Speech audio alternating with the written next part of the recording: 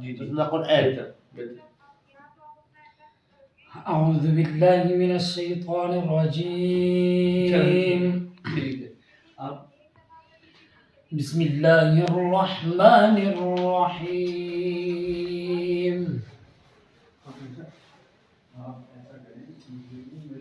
وسيق الذين اتقوا ربهم إلى الجنة زمرا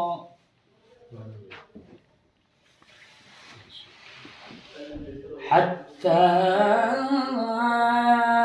إذا جاءوها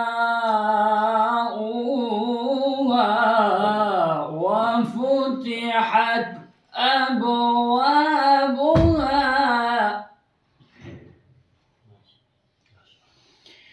وقال